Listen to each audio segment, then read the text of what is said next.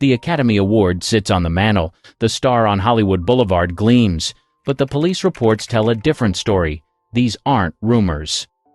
These are court documents, arrest records, and testimony given under oath. The family man who abandoned his first child. Cary Grant's image was perfection itself, sophisticated, charming, the ultimate gentleman.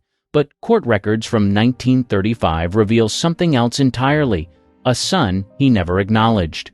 Eric Leach lived his entire life knowing Cary Grant was his father. Grant knew it too. The blood test confirmed it. The mother, Virginia Cherrill, Grant's first wife, had the documents. But Grant's lawyers made it disappear from public record. The payments were made through intermediaries, never direct, never traceable to the star. Eric grew up in England while his father became Hollywood royalty. They passed each other once at a London hotel in 1962. Grant looked right through him. The check stopped when Eric turned 18. No explanation, no goodbye, just silence. Grant went on to have another daughter, Jennifer, whom he publicly adored. Every magazine ran photos of the doting father. Eric saw them all. When Grant died in 1986, Eric wasn't mentioned in the will, not even as an exclusion.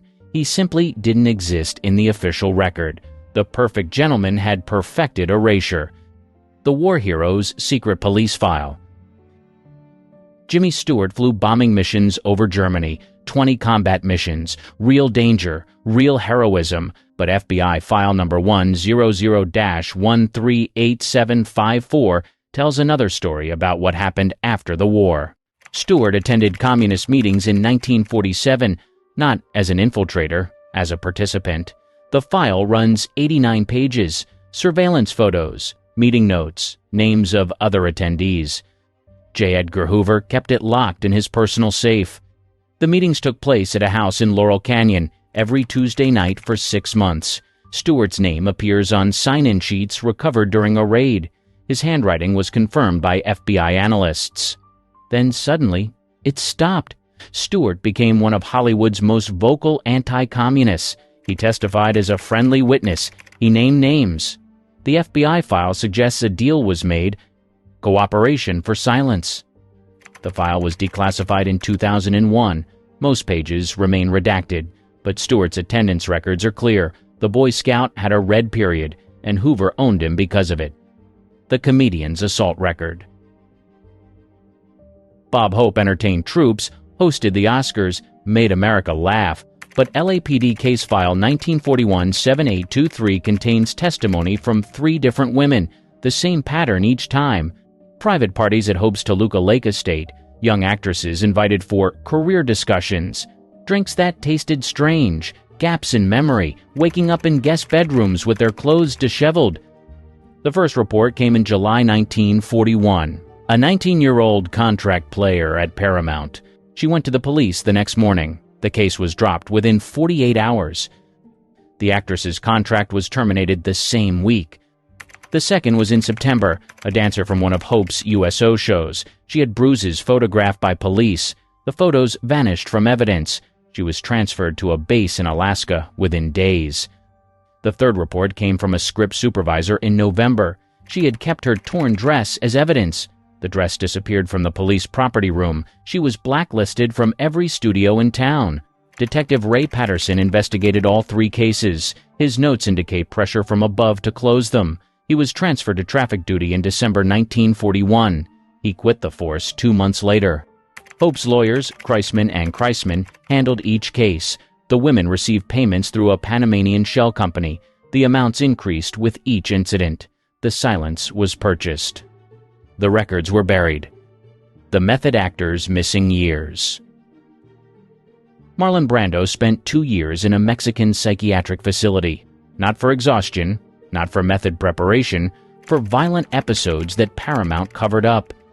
The medical files from Clinica San Rafael detailed daily restraints, forced medication, electroshock therapy administered twice weekly. This was 1958 to 1960, peak career.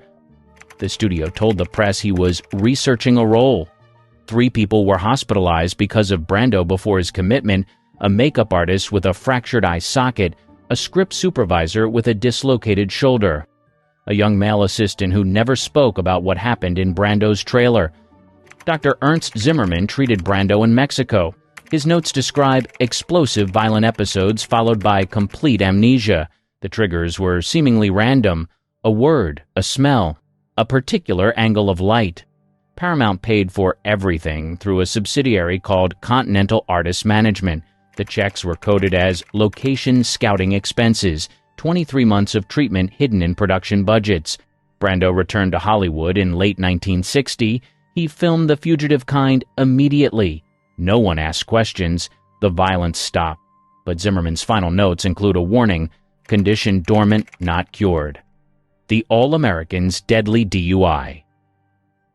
Henry Fonda was America's moral compass on screen. 12 Angry Men, The Grapes of Wrath, Young Mr. Lincoln.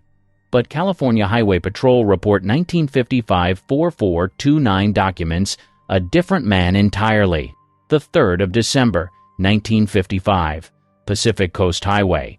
Fonda's Jaguar crossed the center line at 73 miles per hour. The other car had no chance.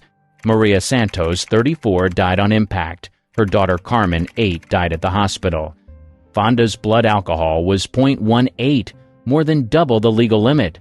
The responding officer noted strong odor of alcohol and unable to stand without assistance. The test was administered 3 hours after the crash. The victims were undocumented immigrants. No extended family in the country, no one to ask questions. Fonda's lawyer arrived before the ambulance. The settlement was reached before the bodies were cold. $20,000 to a cousin in Tijuana, the only relative they could find. Fonda was never charged. The incident report was misfiled. The local paper ran nothing. The highway patrol officer was promoted to a desk job in Sacramento.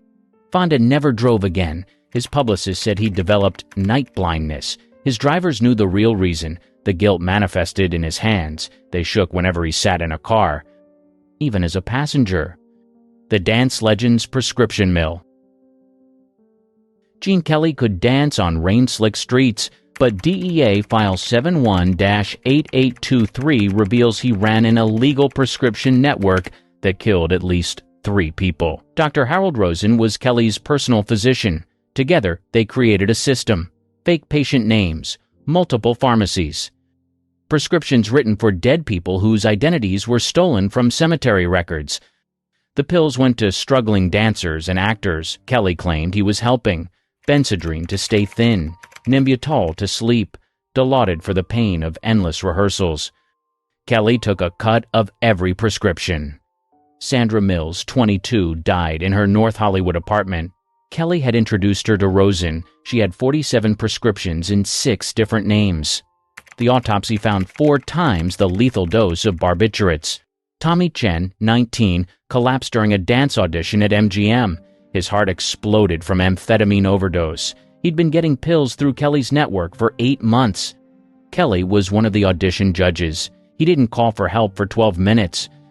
Margaret Walsh, 31, drove her car into a telephone pole at 15 miles per hour. She was so sedated she didn't brake. She'd filled a prescription that morning. The name on the bottle belonged to a woman who died in 1943.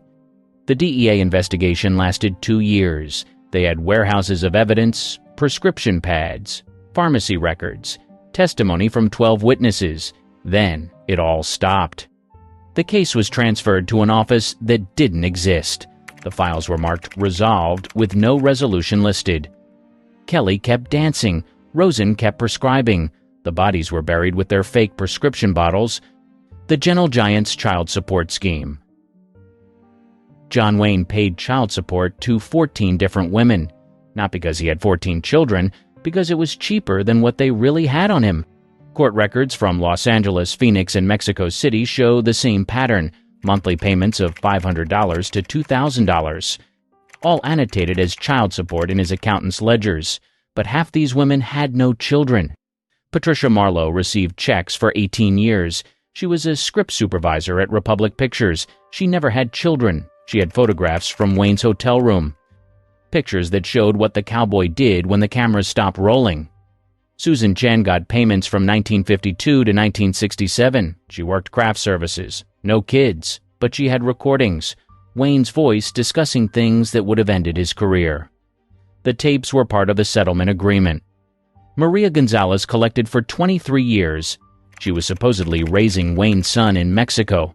Investigators found no birth certificate, no school records, no boy. But Gonzalez had documents showing Wayne's real military record, the one that didn't match his public story. The payments were structured as child support to avoid scrutiny, tax deductible, legally protected, no questions asked. Wayne's business manager, Bo Roos, created the system. He called it the maintenance program. When Wayne died in 1979, the payments continued through his estate. The women had lifetime agreements. The last check was sent in 2003, 24 years after Wayne's death. The recipient was 89 years old, still collecting for a child who never existed. The crooner's mob enforcement service.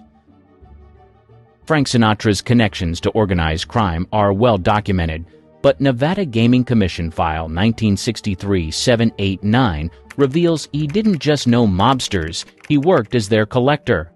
The commission investigated Sinatra's ownership stake in the Calneva Lodge. They found more than financial irregularities.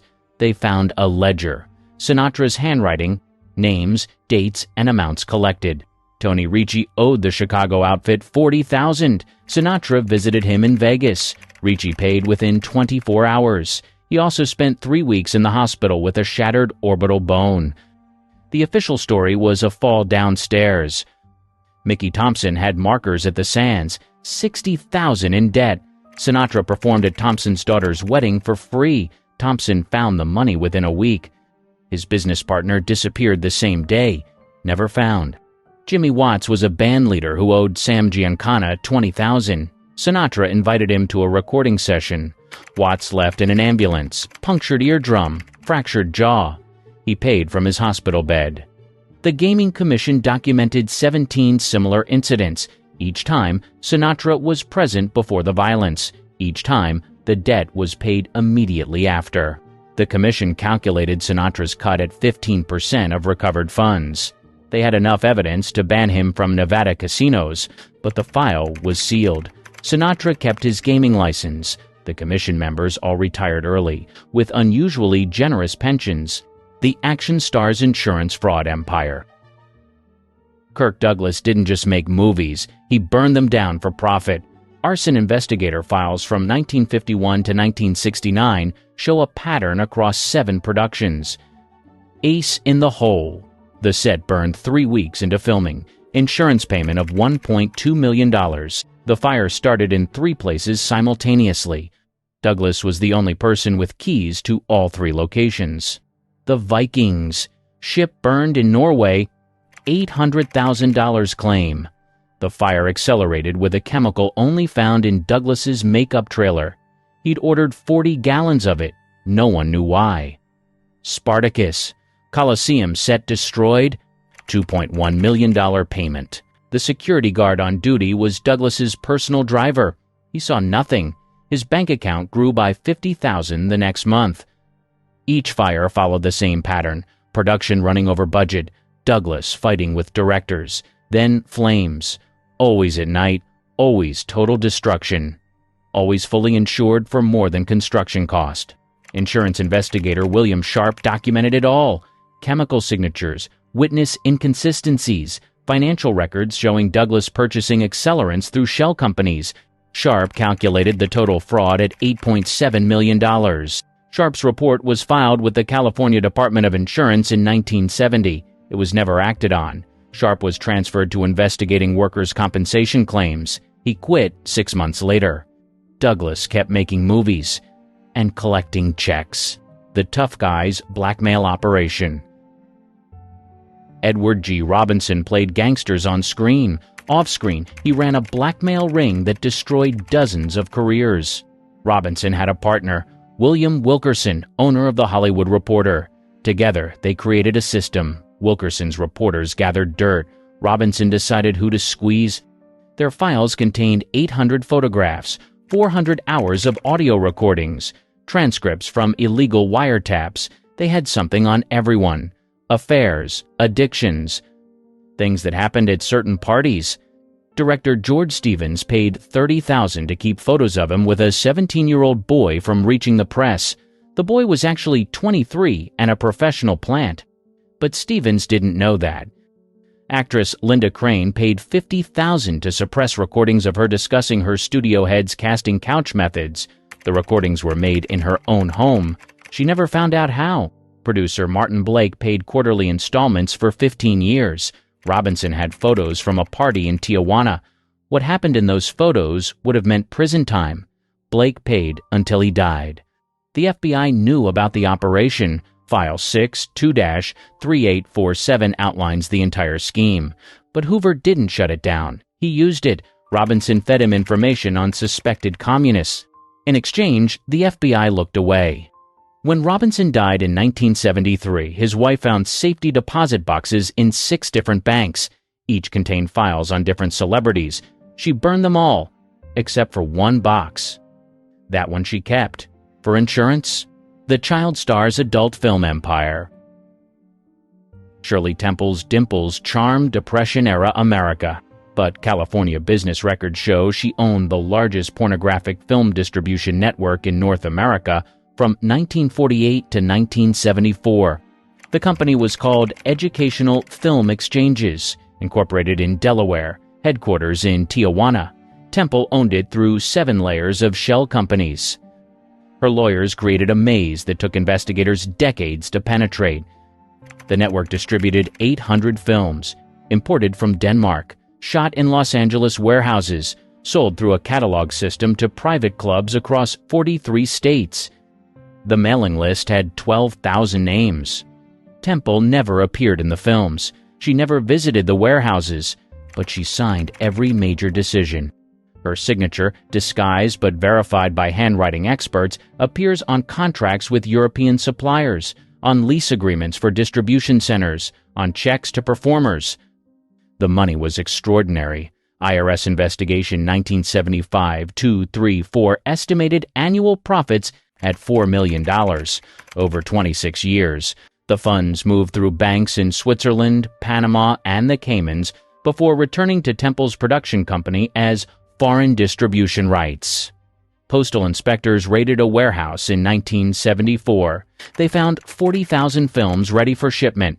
The paperwork led to Temple's lawyers, but not to Temple herself. She had insulation, deniability, the best lawyers money could buy. The investigation ended when Temple entered politics. The files were sealed, the warehouses were shuttered, but the Swiss accounts remained, growing, waiting. The Gentleman's fatal hit and run. Gregory Peck was Hollywood's moral center. To Kill a Mockingbird, Roman Holiday, Gentleman's Agreement. But California Highway Patrol File 1947-2819 contains witness statements about a night Peck would spend 40 years hiding, the 15th of January, 1947. Mulholland Drive, 2:47 a.m. A pedestrian lay dying on the asphalt. 3 witnesses saw a dark sedan speed away. The partial plate matched Peck's registered vehicle. The victim was Thomas Hayworth, 29, a studio electrician walking home from a late shift. He died from internal bleeding before the ambulance arrived. His widow received an anonymous payment of $50,000 3 days after the funeral. Peck's car went to a body shop in Riverside the next morning. The owner, Carl Morrison, later testified he repaired front-end damage and replaced a cracked windshield. The invoice was destroyed. Morrison's shop received a contract for all of Paramount's vehicle maintenance the following month. Detective Ronald Pike investigated connections between the payment to Hayworth's widow and Peck's financial records. He found withdrawals matching the amount. The case was reassigned before he could file charges. Pike was transferred to San Diego within a week. Peck never drove at night again. His publicist said he had poor night vision. His drivers knew different. They said he would shake uncontrollably whenever they passed that section of Mulholland. Even 30 years later, the Rebels Human Trafficking Network. James Dean died at 24, but customs records from 1954 show he was running people across the Mexican border for profit. Not refugees, not workers, young men for Hollywood parties. Border Patrol File 54-892 details the operation. Dean would drive to Tijuana weekly, always in different cars, always returning with friends who had no documentation. The guards were paid to look away. The The men were aged 16 to 20, recruited from Tijuana bars, promised movie work. They ended up at private parties in the hills. Dean got $500 per delivery. The hosts paid $5,000 per guest. Miguel Fernandez, 17, escaped from one party and went to police. He described the house, the attendees, what happened in the pool house. His statement was taken on the 9th of September, 1954. He was deported the 10th of September. No investigation followed. Dean kept detailed records in a notebook. Names, dates, payment amounts, who wanted what kind of boy. The notebook was found in his wrecked Porsche. It disappeared from the evidence locker within hours. 3 of Dean's imports died in Los Angeles. Overdoses, suicides, accidents, all within 6 months of arrival. None had identification. They were buried as John does. Dean attended none of the funerals. The operation continued for 18 months until the fatal crash. Border agents estimated Dean moved 200 young men during that period. Most disappeared into Los Angeles, never seen again. The singer's poisoning plot.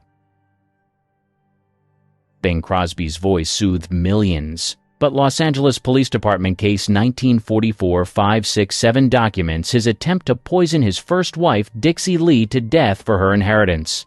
3 different doctors noted Dixie's mysterious illness in 1944, symptoms that didn't match any known condition: hair loss, liver damage, tremors.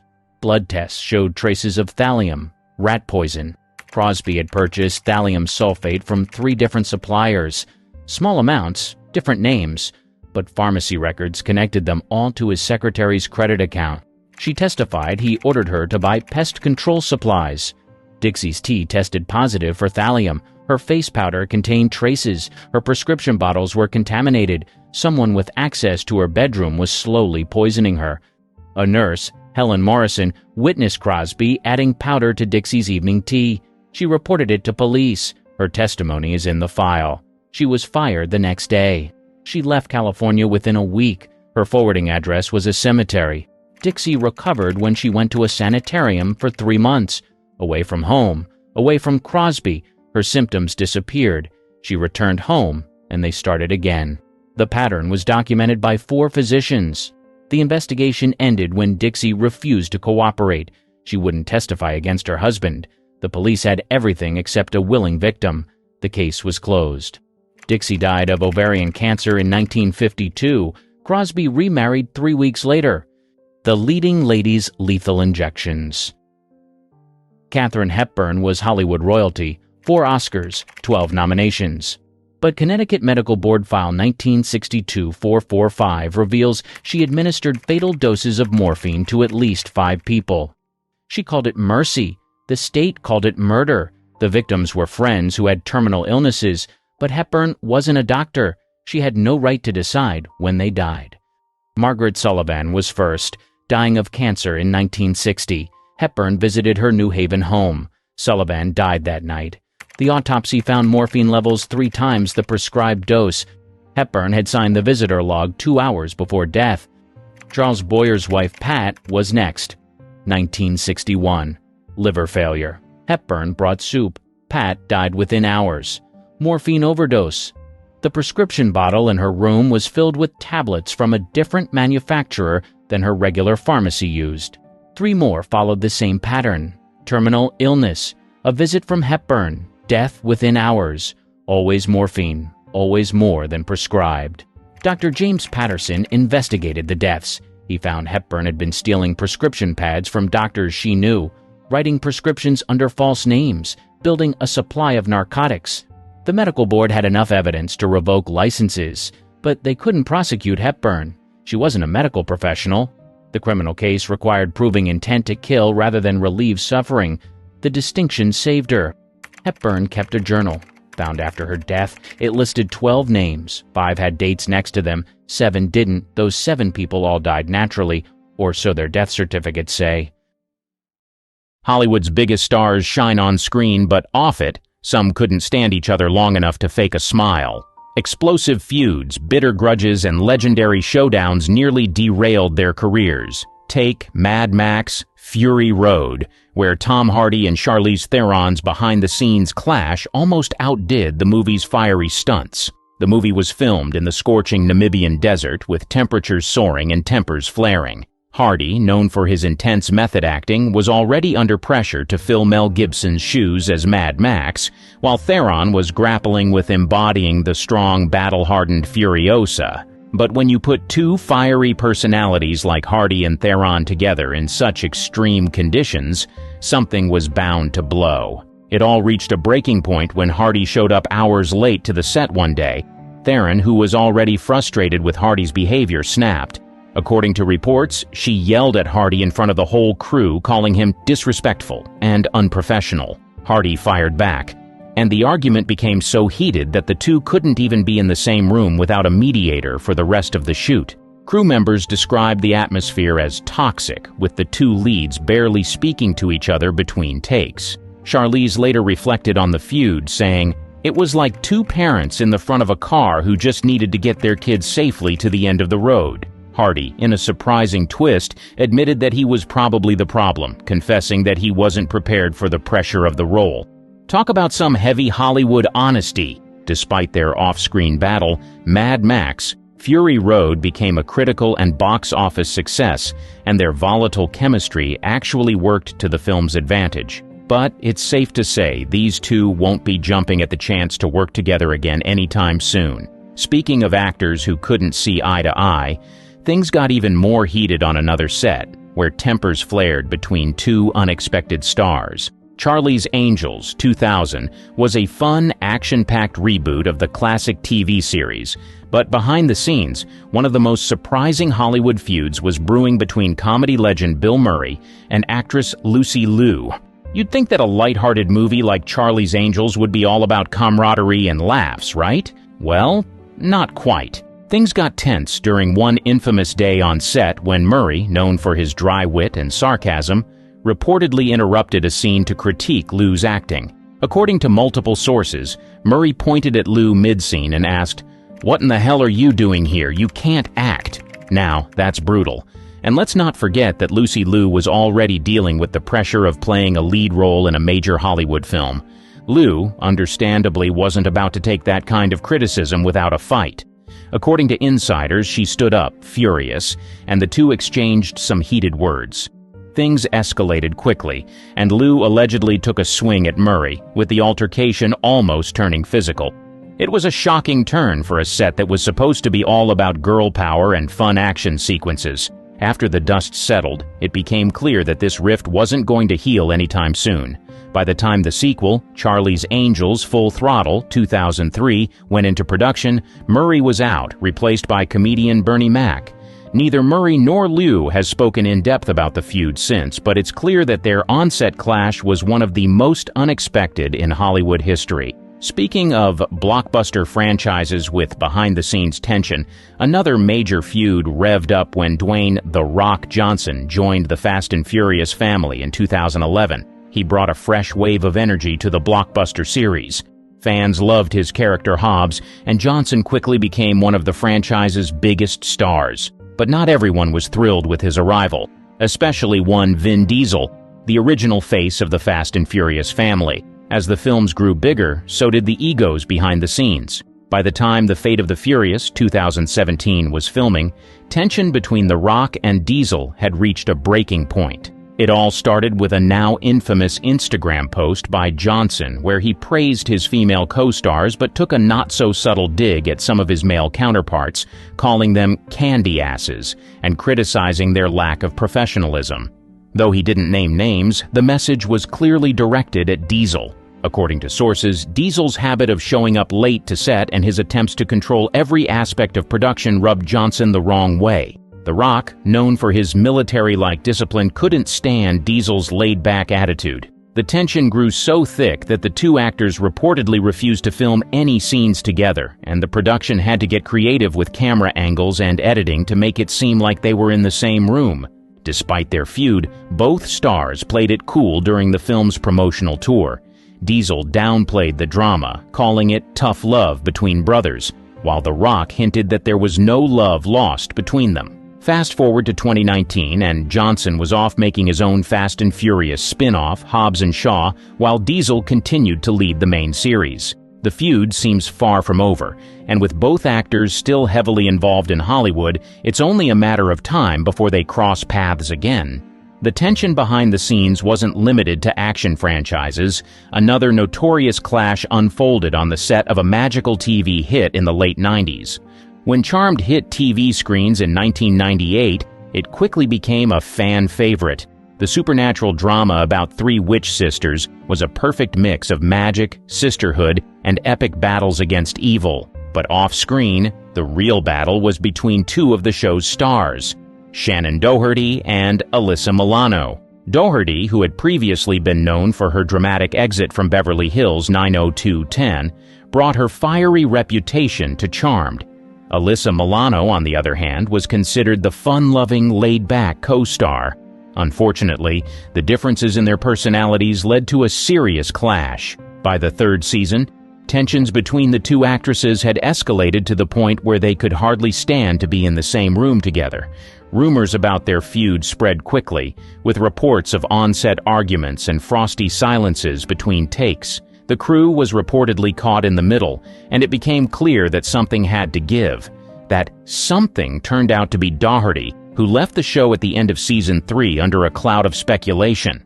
Although Doherty claimed she left to pursue other projects, insiders confirmed that her feud with Milano was the real reason behind her departure. The two have since spoken publicly about their tense relationship, with Milano admitting that their rivalry created a toxic atmosphere on set.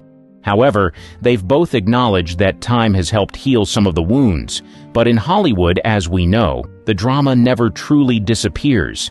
You'd think that playing one of cinema's most iconic couples would bring actors closer together, but for Ryan Gosling and Rachel McAdams, their off-screen relationship during the filming of The Notebook was anything but romantic.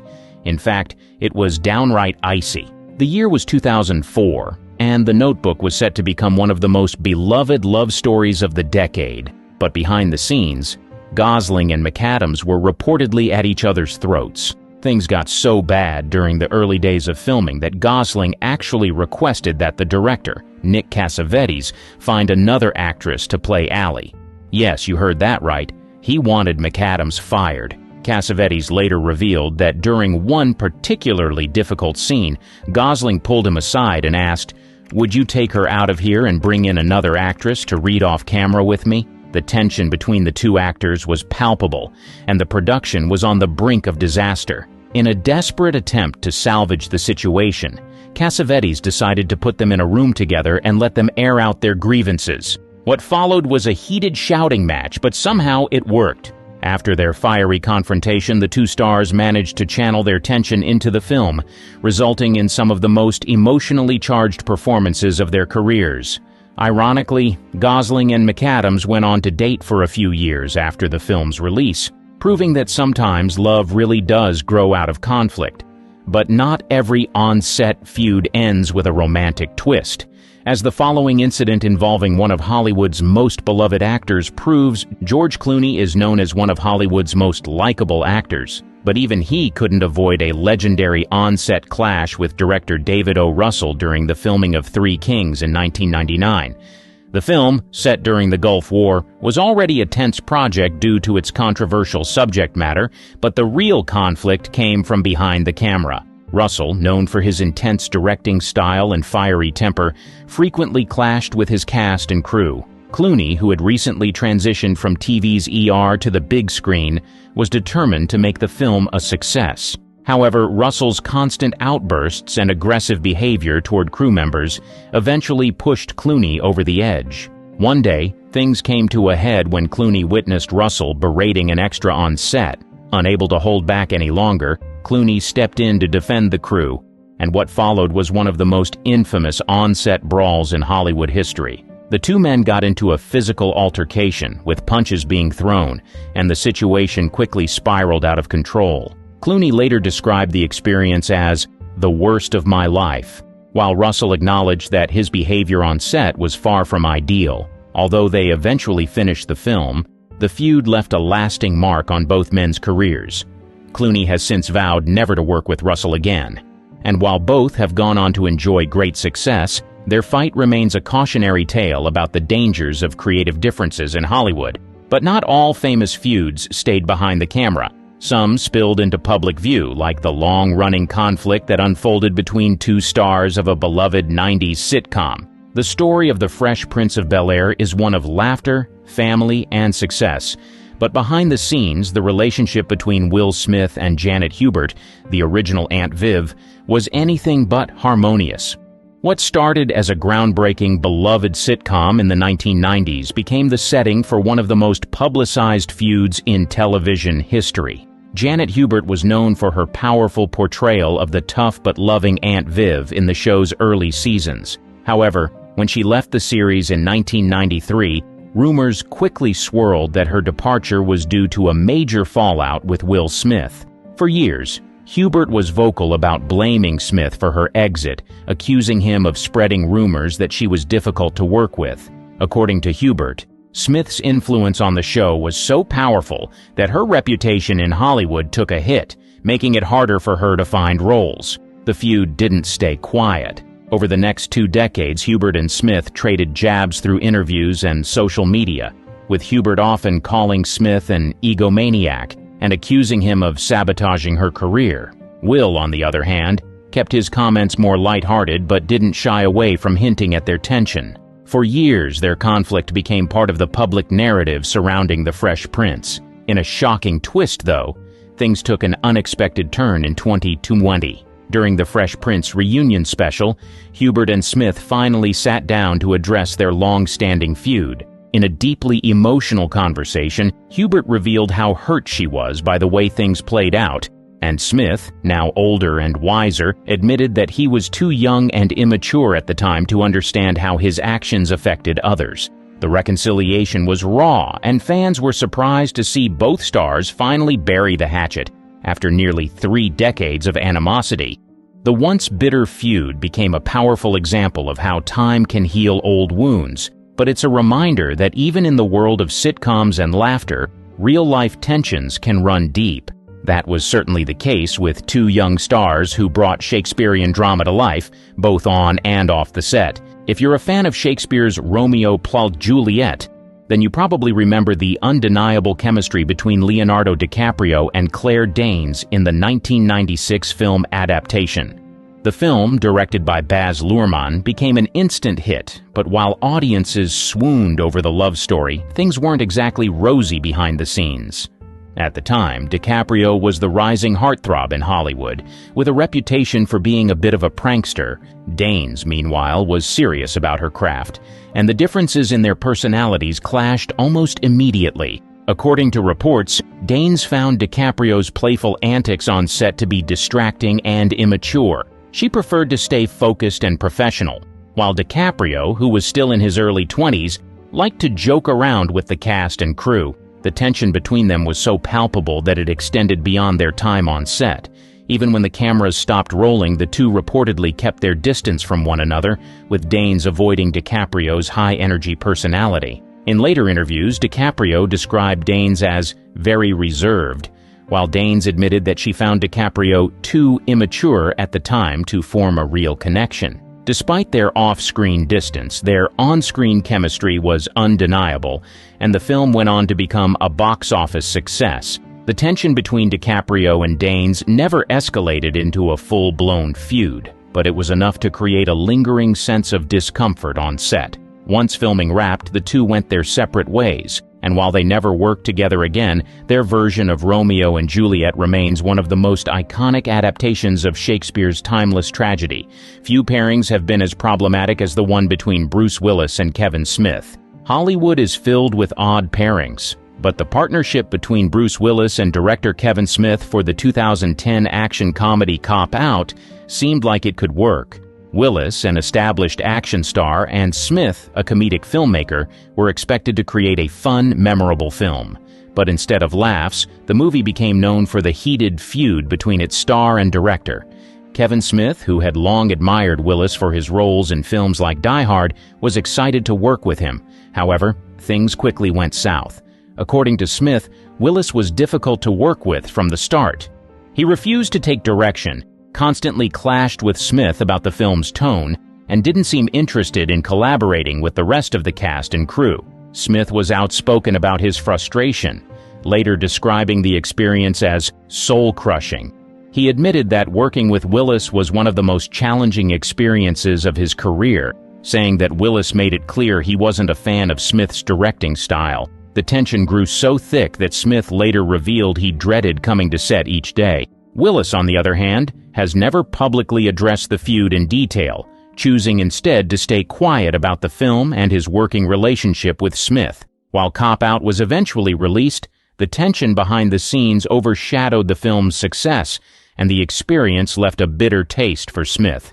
He's since expressed that he wouldn't work with Willis again, and the feud remains one of Hollywood's more unexpected conflicts. But if there's one film that's synonymous with behind-the-scenes tension, it's Stanley Kubrick's 1980 horror masterpiece, The Shining. The psychological thriller, based on Stephen King's novel, is known for its chilling atmosphere and iconic performances, particularly from Jack Nicholson and Shelley Duvall. But while Nicholson thrived under Kubrick's demanding direction, Duvall suffered through one of the most grueling filming experiences in Hollywood history. Kubrick was notorious for being a perfectionist, and during the filming of The Shining, he pushed Duvall to her absolute limit. One of the most infamous examples of this was the iconic bat scene, where Duvall's character is swinging a bat at Nicholson's menacing Jack Torrance. Kubrick forced Duvall to film the scene a record-breaking 127 times, pushing her to exhaustion both mentally and physically. The relentless pressure took a toll on Duvall. She later described the experience as torture, admitting that the stress of working under Kubrick's direction caused her hair to fall out and left her emotionally drained. Crew members recalled Duvall breaking down in tears on set, with Kubrick often berating her to get the performance he wanted. He would reportedly tell the crew to show her no sympathy, leaving her isolated and overwhelmed. Duvall's performance in The Shining is now hailed as one of the best in horror film history, but the price she paid to deliver that performance was steep. After the film's release, Duvall largely stepped away from Hollywood, with many attributing her departure to the traumatic experience of working with Kubrick.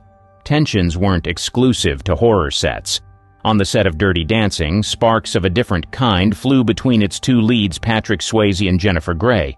Things were far from harmonious, in fact. Their feud almost derailed the entire production.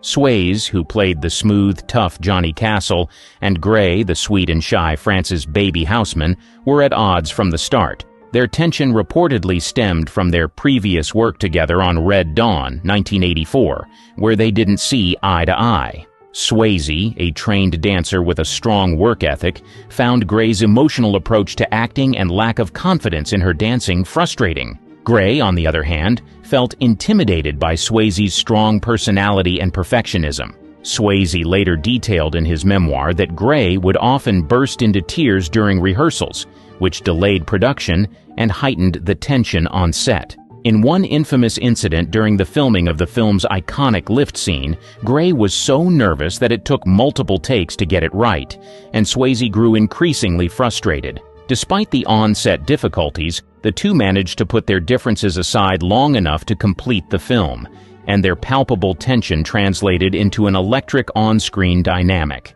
Dirty Dancing went on to become a massive hit, but their off-screen relationship remained cool at best. Interestingly, in later years, Grey spoke fondly of Swayze, acknowledging that while their relationship was strained, she respected his talent and dedication. Swayze, too, expressed regret that their working relationship wasn't smoother, but admitted that their real-life tension contributed to the film's success. And from dancing to desperate moments, this next rivalry was just as fiery behind the scenes when Desperate Housewives premiered in 2004. The show, which followed the lives of 5 women in the fictional suburb of Wisteria Lane, was full of drama, mystery, and scandal. But as it turns out, the drama wasn't just on screen. One of the biggest feuds behind the scenes involved Terry Hatcher and her fellow co-stars, particularly Marcia Cross, Eva Longoria, and Felicity Huffman. The tension started early on, with rumors swirling that Hatcher, who played Susan Mayer, had isolated herself from the rest of the cast. Hatcher, already an established star from her Lois and Clark days, reportedly rubbed her co-stars the wrong way with what they perceived as diva behavior. Things escalated when Hatcher was singled out in cast photos and promos, leading to resentment from the other actresses who felt she was being given preferential treatment. The feud came to a head during the 2005 Vanity Fair photo shoot, which became infamous for the behind-the-scenes drama that unfolded. According to sources, the shoot turned into a power struggle when Hatcher reportedly demanded to be placed in the center of the group, sparking a fierce argument. In response, Longoria, Cross, and Huffman reportedly banded together, demanding equal treatment and threatening to walk off the set if their concerns weren't addressed. Although the show remained a hit for 8 seasons, the tension between Hatcher and her co-stars lingered. By the time Desperate Housewives ended in 2012, it was clear that the cast's relationship had soured. During the show's farewell celebrations, Hatcher was noticeably absent from group interviews and social media posts, leading fans to speculate that the feud had never fully healed. Years later, Longoria confirmed the rift, referring to the set as toxic at times and admitting that not everyone got along. While Hatcher has mostly stayed silent on the subject, it's clear that the off-screen drama between the Desperate Housewives cast was just as intense as anything their characters faced on Wisteria Lane. Did you know that Susan Hayward, one of Hollywood's most celebrated actresses, once stood at the crossroads of life and death, not on a movie set but in real life during a nuclear bomb test? This chilling and lesser-known aspect of her life raises a curtain of mystery. How did a star, known for her captivating performances and striking presence, find herself in such a harrowing situation? And what were the hidden repercussions of this incident on her life and career? A Brooklyn beginning.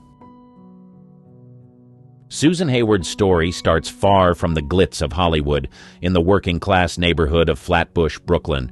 Born Edith the Mariner on June 30, 1917, her early life was a far cry from the red carpets and glamorous gowns she would later become synonymous with. The eldest of 3 children, Hayward's upbringing was modest, with her father working as a transportation worker and her mother as an actress in local stage productions.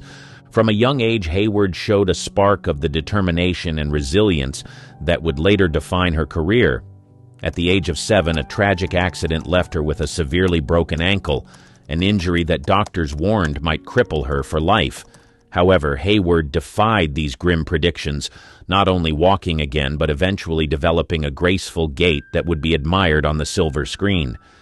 Hayward's interest in acting was kindled early, undoubtedly influenced by her mother's theatrical background. She attended Girls Commercial High School, now Prospect Heights High School, where she focused on secretarial skills, a pragmatic choice considering her family's financial constraints. However, her passion for performing couldn't be quelled. She participated in school plays and soon set her sights on a career in acting, driven by a combination of raw talent and a fierce ambition to rise beyond her humble beginnings. The first significant turn in Hayward's journey came in the form of a beauty contest. At the age of 17, she entered and won a beauty contest at the Brooklyn Paramount Theater. This victory wasn't just a testament to her striking looks, it was the gateway to her future in Hollywood. The contest caught the attention of talent scouts, setting her on a path that would lead her away from Brooklyn and towards the bright lights of California. However, the road to stardom was not a straight path. Hayward faced numerous rejections in her early days in Hollywood. She struggled to find her footing in an industry that was as demanding as it was dazzling. Yet she didn't let these initial setbacks deter her. With each audition, with every small role, she honed her craft, showcasing a blend of grit and grace that would soon captivate audiences nationwide. Susan Hayward's journey from a Brooklyn neighborhood to Hollywood's elite circles is a story of perseverance and the relentless pursuit of a dream. It's a tale that begins not with the spotlight, but with the gritty determination of a young girl who refused to let her circumstances define her future. The breakout role. Susan Hayward's journey to stardom reached a pivotal moment with her role in the 1947 film Smash Up the Story of a Woman. This film not only showcased her exceptional acting skills, but also marked a significant transformation in her career, bringing her into the limelight as a serious Hollywood actress. Smash Up presented Hayward with a character that was complex and challenging. She portrayed Angie Evans, a talented singer who abandons her own career aspirations to support her husband's rise to fame. As her husband's career flourishes, Angie finds herself grappling with feelings of neglect and jealousy, spiraling into alcoholism. This role was a stark contrast to the more glamorous and superficial roles often assigned to actresses at the time. Hayward's portrayal of Angie's descent was both powerful and heart-wrenching, earning her widespread acclaim. Her performance in Smash Up was a masterclass in emotional depth and realism. Hayward captured the essence of a woman caught in the throes of personal turmoil, battling her demons and the societal expectations of her time. Her ability to convey the intricate emotions of her character won the hearts of audiences and critics alike, earning her the first Academy Award nomination of her career. This nomination was a milestone, solidifying her status as a leading actress in Hollywood. The film's success brought Hayward a new level of recognition and respect in the industry. She was no longer just another face in the crowd. She was now considered a formidable talent, capable of carrying a film with her powerful performances. Smash Up opened doors to more diverse and challenging roles, allowing Hayward to showcase the breadth of her acting range in the years that followed. The role of Angie Evans in Smash Up represented more than just a career breakthrough for Hayward. It was a defining moment in her personal journey as an artist. She had fought hard to reach this point, overcoming numerous rejections and setbacks in an industry that was as demanding as it was glamorous. Her performance in the film was a testament to her resilience and dedication to her craft, qualities that would continue to define her career. Smash Up, the story of a woman, remains a significant film in Hayward's filmography, not only for its critical success, but also for the way it changed her trajectory in Hollywood. It was a turning point that marked the beginning of a new chapter for Hayward, one where she would continue to push boundaries and leave an indelible mark on the silver screen. Romance and turbulence. The personal life of Susan Hayward, much like her career, was filled with intense romances and emotional turbulence. Beyond the camera's gaze, Hayward navigated a complex world of love, heartbreak, and personal struggle that deeply influenced her both as a woman and an actress. Hayward's first marriage was to actor Jess Barker in 1944. This union, marked by its initial passion, soon turned tumultuous. The couple had twin sons, Gregory and Timothy, bringing a brief period of joy and stability. However, the marriage was strained by career pressures and personal differences. By 1954, after a decade of marriage, Hayward and Barker's relationship had deteriorated, culminating in a highly publicized and acrimonious divorce. The custody battle for their sons added to the turmoil, with Hayward eventually winning sole custody. Her divorce from Barker was not just a personal blow, but also a public spectacle, shedding light on the pressures faced by Hollywood stars in their personal lives. Despite the challenges, Hayward maintained a strong facade in public, channeling her emotional experiences into her performances. Hayward's second marriage, to businessman Floyd Eaton Chalkley, known as Chalky, in 1957, marked a stark contrast to her first. Chalkley was a stabilizing force in her life, bringing a sense of peace and contentment that had eluded her in her earlier years. Their marriage was a retreat from the Hollywood scene, as the couple spent much of their time in Carrollton, Georgia, away from the limelight. This period was a happy one for Hayward, as she found solace in the quieter life they built together. However, this happiness was short-lived, as Chalkley's death in 1966 left Hayward devastated. His passing marked a turning point in her life, plunging her into a deep grief that would profoundly affect her both personally and professionally. The loss of Chalkley was not just the loss of a partner, but a pivotal moment that changed the course of her life. Hayward's personal life was as dramatic and complex as any of her film roles. Her experiences with love, marriage, and loss shaped her, leaving an indelible mark on her character and career. The dichotomy of her passionate first marriage and the tranquil stability of her second offered a glimpse into the multifaceted nature of her personality and the depth of her emotional experiences. Hollywood's Golden Age. Susan Hayward's career in Hollywood's Golden Age was a testament to her versatility and tenacity as an actress. Following her breakthrough performance in Smash Up, Hayward established herself as a prominent figure in the film industry, delivering a series of powerful performances that showcased her range and depth. In the 1950s, Hayward starred in a variety of roles that highlighted her ability to tackle challenging and diverse characters. One of her notable performances during this period was in the film I'll Cry Tomorrow, 1955, where she portrayed Lillian Roth, a singer struggling with alcoholism. This role echoed her earlier performance in Smash Up and was critically acclaimed, earning her another Academy Award nomination.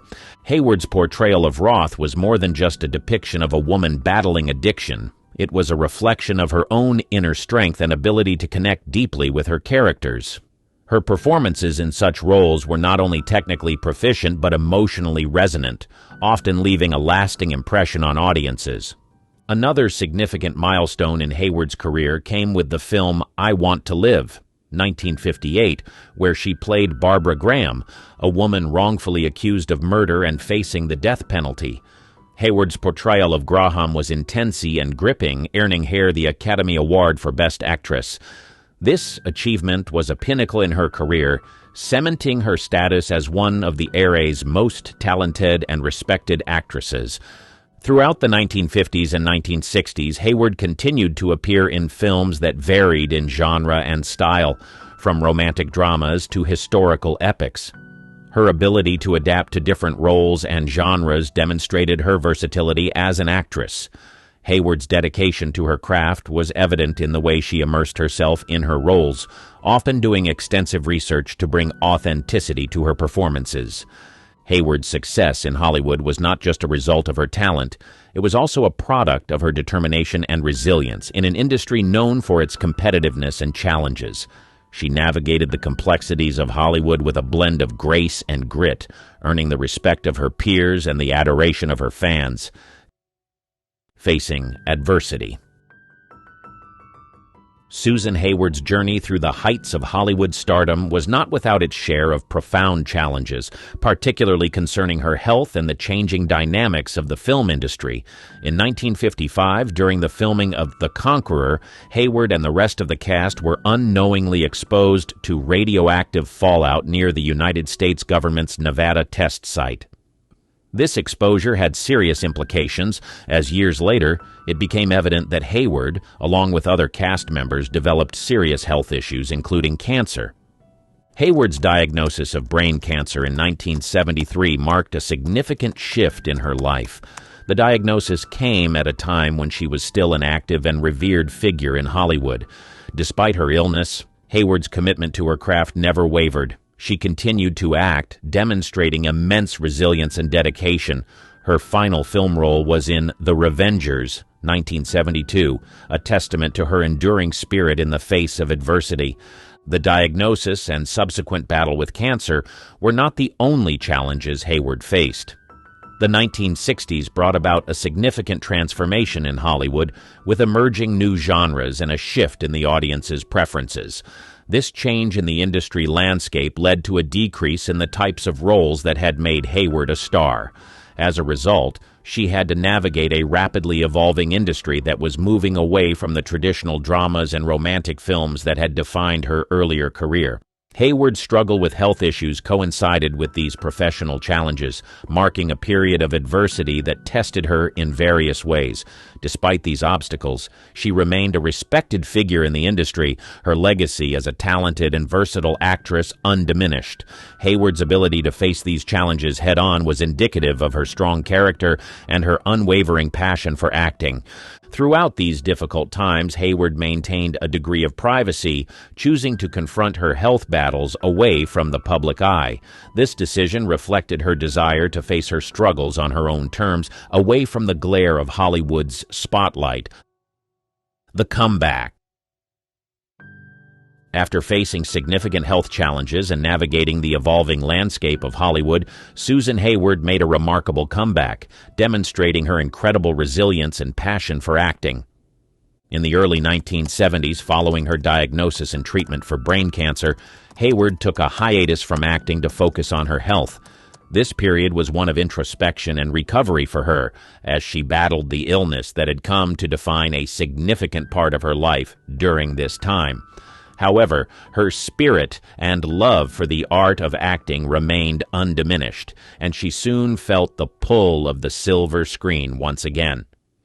Hayward's return to acting was marked by her performance in the made-for-television movie Say Goodbye, Maggie Cole, 1972.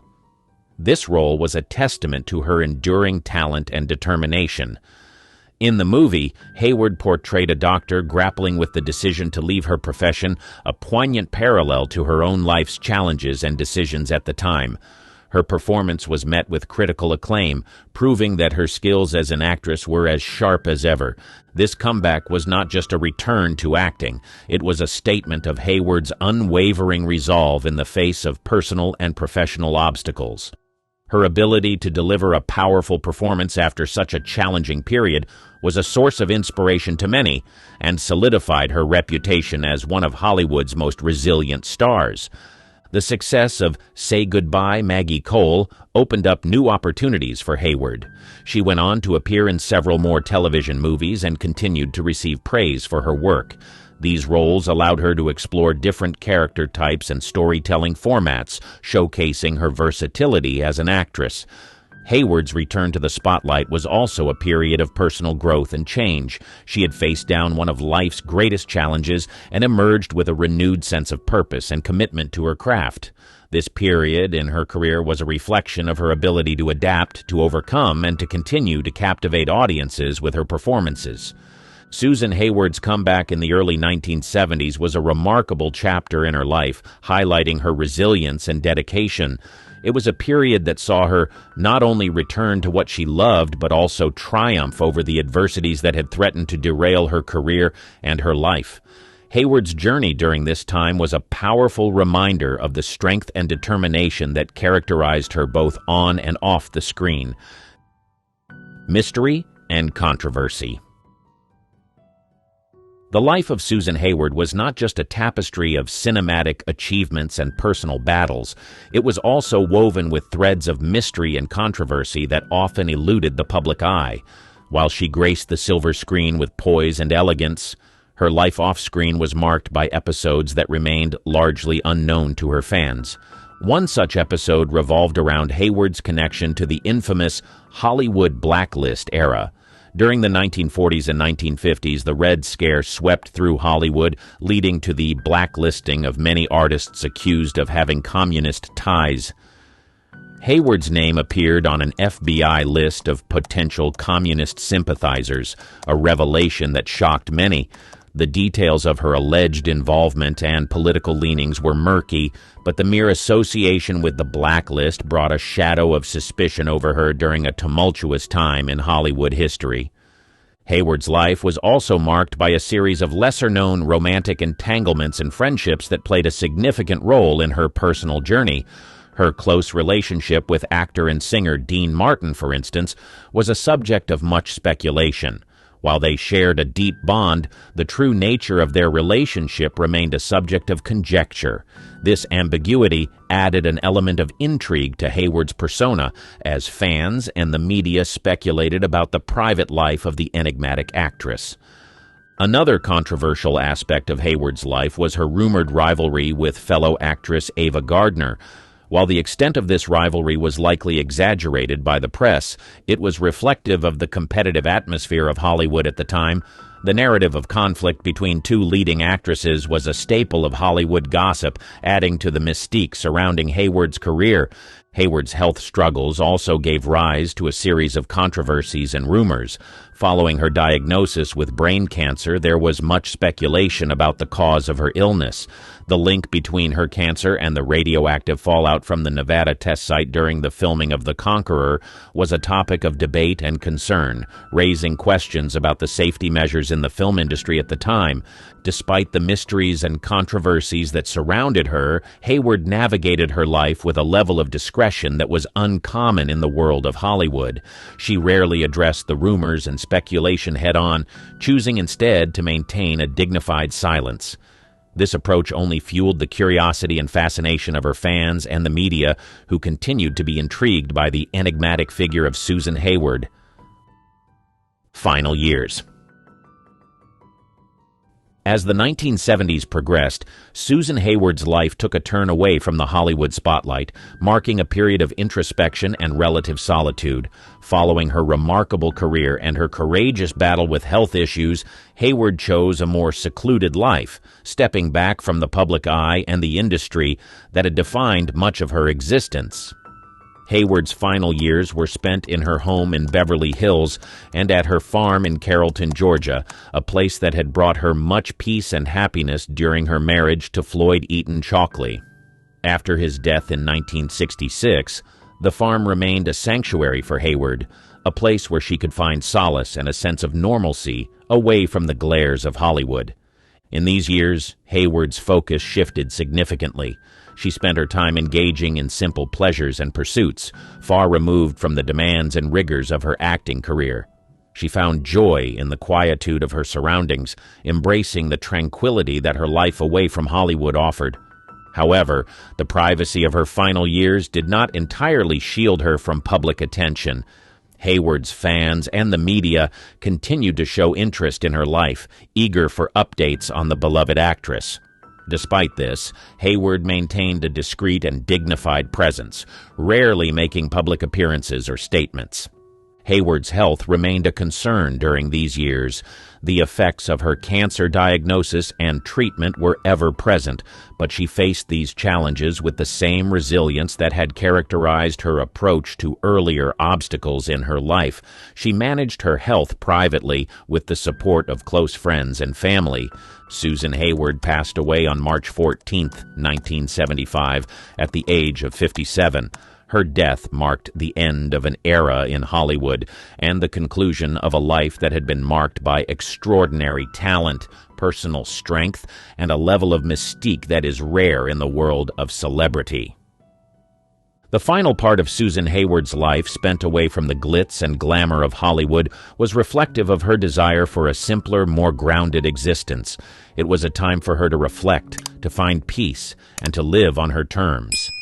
Her retreat from the public eye was a choice that allowed her to cherish her privacy and independence in her remaining years.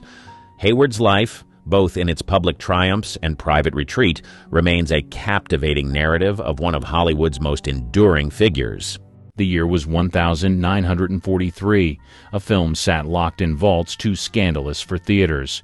At the center, a woman lying in hay rewriting what was allowed on screen. This wasn't Monroe or Gardner. It was Jane Russell, and her story only gets wilder from here. The bra that launched a legend.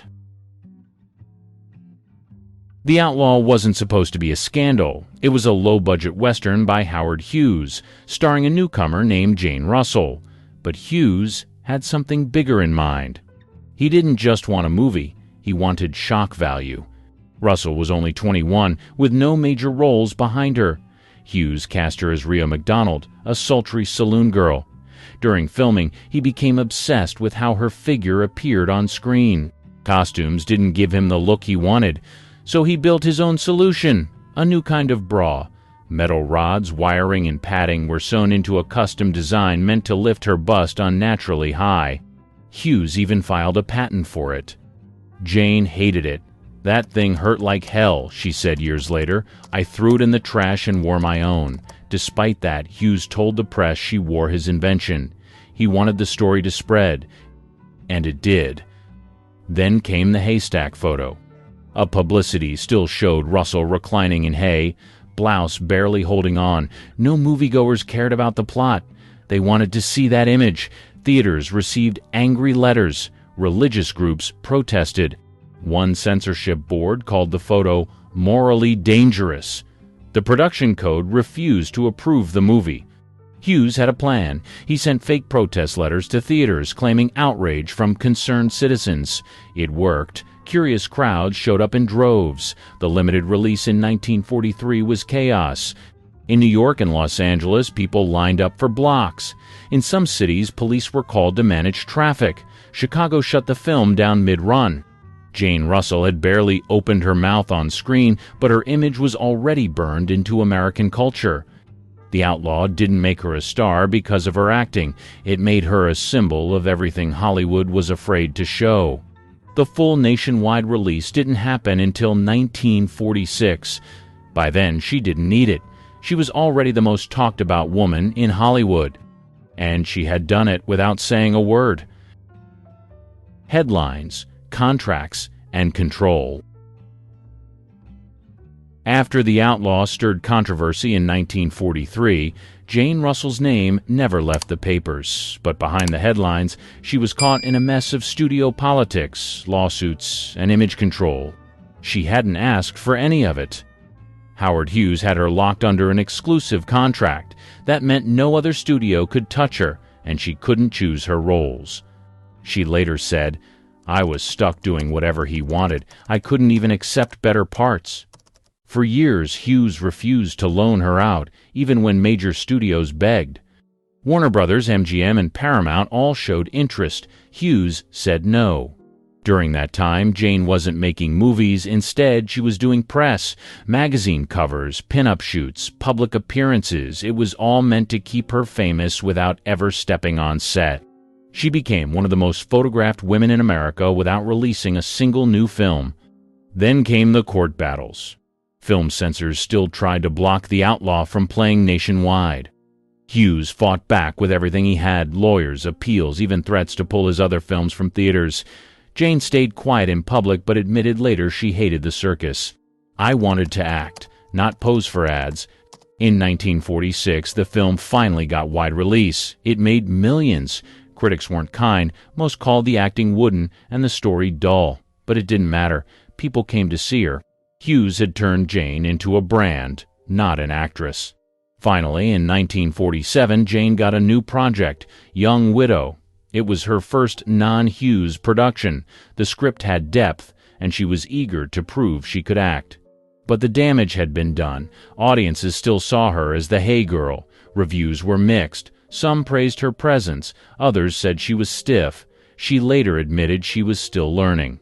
Still, she wasn't going away. The public had decided Jane Russell was worth watching, even if no one could agree on why. For better or worse, her image had already outgrown the screen. And Hughes? He still wasn't done pulling the strings. Jane versus Hollywood. By 1948, Jane Russell was trapped between fame and frustration. She was known everywhere, but barely working. Hughes continued to control her roles and turn down outside offers. She started to push back. Hughes offered her a part in The Paleface, a comedy western with Bob Hope. Jane didn't think she could do comedy, but she said yes just to get back in front of a camera. It turned out to be a smart move. The film was a hit. Audiences loved her timing, and critics admitted she held her own next to Hope. It was the first time she got to show range. But things weren't smooth behind the scenes. Jane had no power over her career choices. Hughes micromanaged every decision. He approved costumes, scripts, even haircuts. Jane called him obsessed with control. She began quietly asking her lawyers for a way out of the contract. Meanwhile, gossip columns tracked her every move. She was photographed constantly but rarely quoted. Journalists described her as cool, hard to read, and aloof. In truth, she was tired of being treated like a mannequin. Her public image was sex symbol. In private, she was religious, blunt, and preferred quiet. In 1949, she shot The Big Steal with Robert Mitchum. The production was rushed because Mitchum had just been arrested for marijuana possession. The studio needed good press fast. Jane agreed to the project on short notice. It was a basic crime story, but again, she handled it well. Mitchum later said, "Jane was tougher than anyone gave her credit for." She wanted more like that, less glamour, more grit. But Hughes still had her locked down. In 1950, she publicly clashed with studio heads over the roles she was being offered. She turned down several scripts and refused to pose for certain publicity shots. That made her difficult in Hollywood terms. Jane wasn't playing along anymore. She wanted to act, not sell, and slowly people were starting to listen. The pinup girl had found her voice, and she was just getting warmed up. Diamonds, Blondes, and a Stolen Show. In 1953, Jane Russell landed what should have been a supporting role. Instead, she nearly stole the film. The movie? Gentlemen Prefer Blondes. Her co-star? Marilyn Monroe. Monroe played the sweet, flirty Lorelei.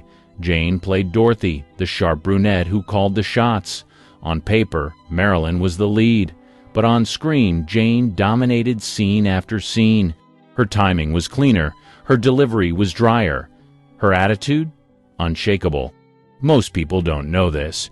Jane didn't want to do it at first. She thought the musical numbers were silly, but the studio pushed her in, and once filming started, she didn't hold back. She handled her own vocals, danced in heels, and rewrote parts of her dialogue. Monroe had more screen time, but Jane had more control. Crew members said Russell often calmed Marilyn down between takes. She reportedly helped block scenes and guided Monroe through complex shots. Then came the premiere drama. Here's the rumor. Monroe refused to attend the Blondes premiere in Hollywood, so Jane showed up alone and played both roles on the red carpet. She even signed Monroe's name for fans. Reporters called her a total pro and said she carried the night without breaking a sweat. The movie became a global hit. Jane's performance was praised for being grounded and funny, while Marilyn got the attention for her beauty. But behind the scenes, even executives said Jane held the film together. She never bragged about it. In interviews, she gave Monroe credit and avoided drama. But those who worked on the film knew the truth. Jane was the adult in the room. She showed up on time, knew her lines, and never cracked under pressure. That role cemented her as more than a body or a photo.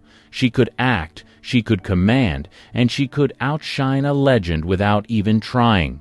Hollywood had underestimated her again, but this time everyone saw what she could really do, and Jane didn't need hay or headlines to prove it. The Hollywood Bowl baptism. In 1954, Jane Russell shocked fans again, but this time it had nothing to do with movies or costumes. She stepped into the waters of the Hollywood Bowl in front of thousands and got baptized. It wasn't a publicity stunt. Jane had always kept her faith private. She was raised in a deeply religious home and read the Bible daily. But the tension between her image and her values was growing. After years of posing in tight gowns and playing bombshell roles, she wanted to make a statement. That statement came during a Billy Graham revival event. The massive crowd watched as Jane walked into the water and was fully submerged. It made headlines the next morning. "Movie siren gets saved," one paper wrote. Others called it a mid-career pivot, but Jane didn't care. After that, she became more vocal about her beliefs. She gave interviews criticizing the moral direction of Hollywood. She said too many films celebrated sin and called some of her past work foolish. She even started a group called WAIF, World Adoption International Fund, combining her faith and advocacy. This turn confused people. She was still doing movies and still dressing glamorously, but now she was talking about Jesus on talk shows. Some fans loved it, others tuned out. The industry didn't know how to handle her shift. She didn't back down. In public speeches, she warned young actors to stay grounded and avoid the fast track to ruin. In private, she mentored struggling performers behind the scenes. But not everyone supported her. Some Hollywood insiders mocked her open faith. She was accused of being judgmental and old-fashioned. Producers called her unpredictable. Studios didn't know if she'd promote a film or preach at the premiere. Jane didn't care. She wasn't asking for approval anymore. The woman once labeled too hot for theaters was now talking about redemption and doing it on her own terms. And while the cameras rolled on others, Jane rewrote her own script in real life. Fight with the church. After several miscarriages, she decided to adopt, but adoption in the 1950s wasn't simple, especially across borders. Her first adopted son, Tommy, came from Ireland. The process took over a year. Jane grew frustrated with red tape and church politics. She believed too many kids were stuck in orphanages while paperwork dragged on. In interviews, she called the system heartless and said it cared more about rules than children. So she took matters into her own hands.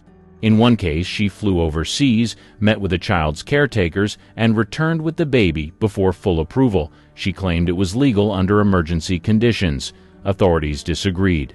The press labeled it baby smuggling. Jane called it saving a life. That incident pushed her to create WAIF, the World Adoption International Fund. It helped connect orphans with families worldwide. Jane used her fame to pressure lawmakers and raise money. She testified in front of Congress and worked with embassies to change regulations. But the backlash was real. Catholic leaders in Ireland accused her of undermining church-run orphanages. One priest called her reckless and self-righteous. Jane fired back, saying the church cared more about control than compassion. Despite the criticism, she expanded her work. WAIF helped place hundreds of children in homes during its peak. Jane personally reviewed applications and even helped pay travel costs for some families. She wasn't just a spokesperson, she was hands-on. This wasn't the Hollywood work people expected from a screen siren, but Jane didn't care about expectations. She said, "If I'd waited for the world's approval, I'd still be posing in hay." Her house in California became a hub for her causes. Her kids lived outside the spotlight, and she rarely talked about them publicly. But in her later interviews, she called them her greatest work. The roles in film paid the bills. The work in adoption, she said, saved her soul. Russell versus feminism. In an era when women's liberation was gaining momentum, Jane took the opposite path, and she made sure everyone knew it.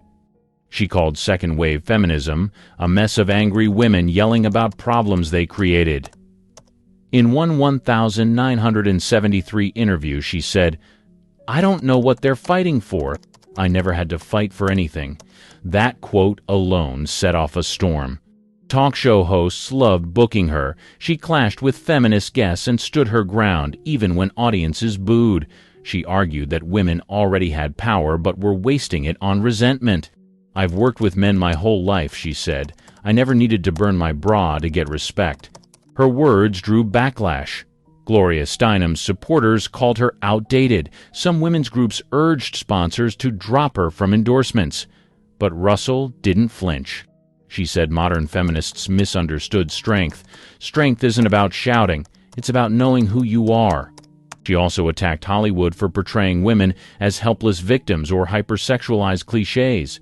Ironically, critics pointed out that her early roles did exactly that.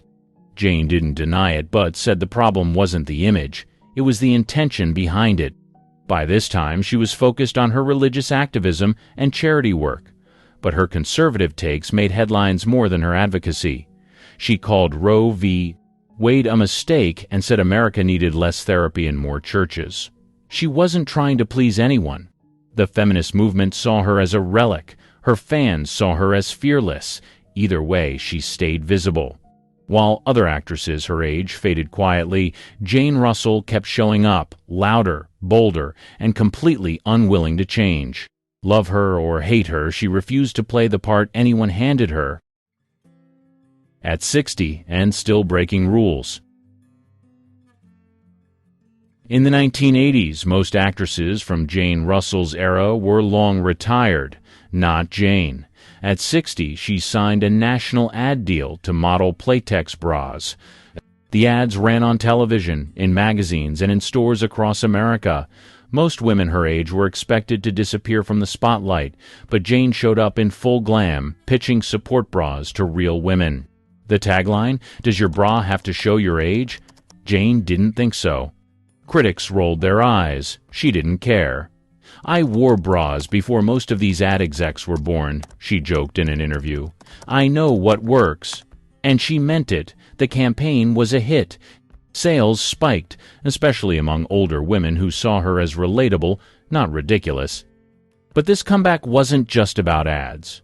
She started making more public appearances again. Church groups, charity galas, even morning talk shows. She wasn't doing movies, but she wasn't fading away either. She found a way to stay in front of the public without pretending to be younger than she was.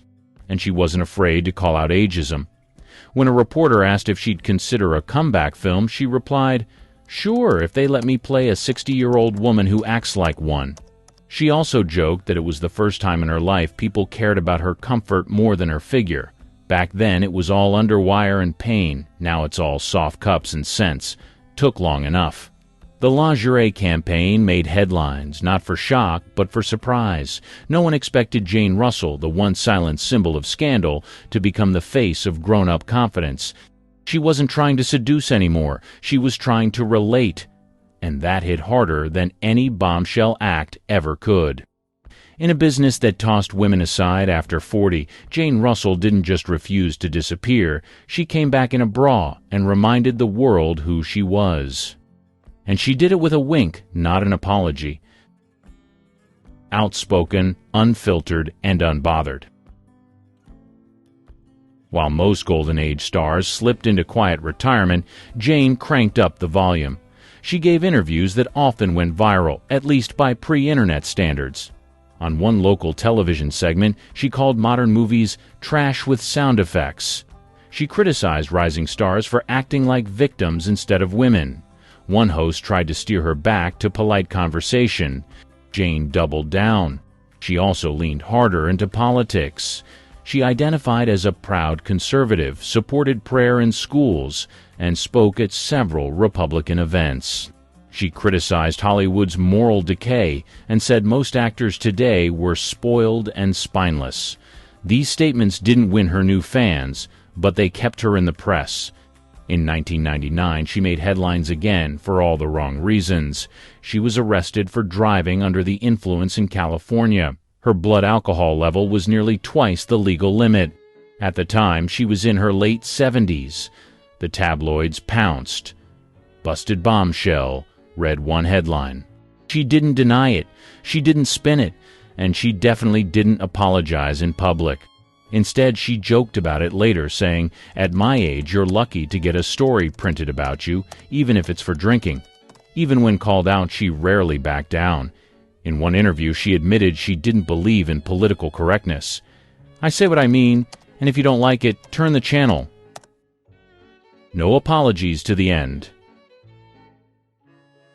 She passed away in 2011 at the age of 89. True to form, her final years were lived without filters, edits, or apologies. She spent her last decade mostly in Santa Maria, California, staying active in her church and speaking at local events. Neighbors described her as approachable but blunt. If you asked about her past, she'd answer, but she wouldn't sugarcoat it. She didn't do nostalgic interviews. She didn't attend retrospectives. When asked why she skipped award shows or tributes, she said, "I didn't go for applause when I was working. Why would I show up for it now?" In her final interviews, she remained firm in her views. She still rejected modern feminism, still criticized Hollywood's direction, and still defended her early work, even the parts people once called scandalous. "I gave the public what they wanted," she said, "and I did it on my own terms." She also spoke about faith until the end. Church was her real stage, and she liked it that way.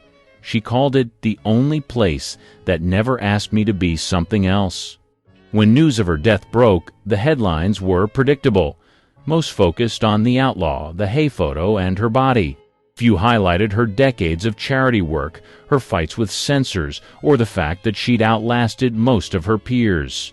Her family didn't issue a long statement. They said she passed peacefully in her sleep, surrounded by loved ones. No funeral spectacle, no red carpet send-off. And that felt right, because Jane Russell never needed the spotlight. She was the kind of star who took it, then handed it back when she was done. No legacy spin, no last-minute reinvention, just one final act of doing exactly what she always had. Living loud, aging honestly, and refusing to ever play by someone else's script. Hollywood's golden age wasn't so golden. Imagine your favorite star caked in week-old sweat, reusing unwashed costumes and dodging rats on set. This wasn't the exception. It was the norm. Glamour outside, filth behind.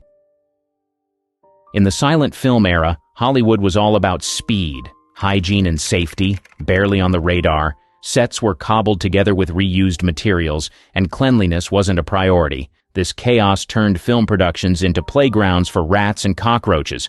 These pests weren't just unwelcome. They were practically part of the crew, darting through props like they owned the place. Costumes didn't fare much better. Studios treated wardrobes like communal hand-me-downs. Cleaning them wasn't a priority. Iconic stars like Mary Pickford and Douglas Fairbanks wore outfits that had been through multiple productions. Sweat and grime built up over time, and spot cleaning was often the best anyone could do. Under those hot stage lights, actors had no choice but to grin and bear it, literally. Makeup was another nightmare. Personal makeup kits weren't a thing yet. Everyone shared the same jars of foundation, powders, and brushes, which were rarely cleaned. Bacteria spread easily, leading to breakouts, eye infections, and irritated skin. Even stars like Greta Garbo couldn't escape these side effects. Studios provided cheap, unsanitary products, leaving actors to deal with the consequences. Sets weren't any cleaner. Outdoor shoots were often in remote locations with no running water or proper restrooms. Indoor stages were worse, poorly ventilated and stifling under harsh lights, which encouraged mold growth. Productions involving animals added another layer of filth, as their waste was rarely cleaned up promptly. Actors had no room to complain. Studio heads like Louis B. Mayer and Carl Laemmle were more concerned with meeting deadlines than health concerns. Complaints could cost you your career. The show must go on wasn't motivational. It was a thinly veiled threat. By the late 1920s, the transition to sound brought minor improvements, but sanitation was still low on the list of priorities. The glamorous image of silent films hid a much dirtier reality, proving early Hollywood's charm had a decidedly grimy side: costume nightmares and shared wardrobes. Costumes in the 1930s and 1940s were the heart of Hollywood's magic.